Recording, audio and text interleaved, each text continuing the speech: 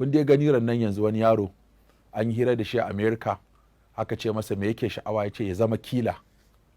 Aka ce saboda me, ce saboda kullum yana ganin gem ana kakkashe mutane, shi ba abin da yake sha'awa irin ya ɗauko bindiga mashin gam ya shigo cikin jama'a ya buɗe wuta ya ga gawa tana ta zuba. Yaro ƙarami saboda yawan kallon gem da yake na kashe mutane har yana sha'awa a bashi bindiga ya shiga taro ya kashe mutane.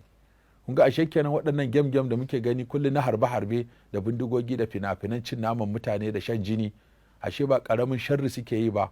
Mu buɗe irin waɗannan a cikin gidajenmu. Ka zo ka sa satellite, ka sa antenna iri-iri, an buɗe tashoshi iri-iri, ana ta kalle-kallen abubuwa masu kyau da marasa kyau wanda suke kunshe da dafi. Gida ya rushe fa ba a sani ba. Nan ana ganin sa ginanne mahadika ture, ga wuta ga ruwa ga AC ga waye, amma gidan ka kalle shi ta ɓangaren tarbiyya da addini da tauhidi da zaman lafiya a rushe yake kawai, a rushe yake.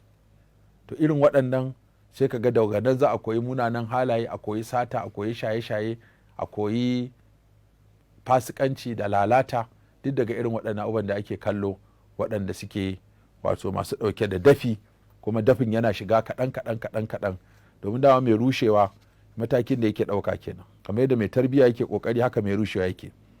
Akwai suratul tahrim aya ta 6 da Allah ta'ala ce ya ayyuhal ladzina amanu qu anfusakum wa ahlikum nara.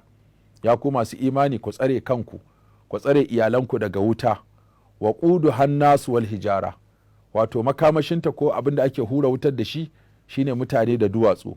Alaiha mala'ikatun gilazun, akan wutar na akwai mala'iku masu kaushin hali, shidadun masu tsanani, la ya'suna Allah ma amarahum, ba sa sabawa Allah idan ya ba su umarni, wa yaf'aluna, suna aikata ma umaruna abin da aka sa su. Saboda yawan nan wuta ne Allah ya ce mu tsare kanmu da iyalanmu. Ibn Kasir ce bi ta'alimuhum wa tarbiyatuhum, ka ba su ilimi ka kuma wato tarbiyantar da su.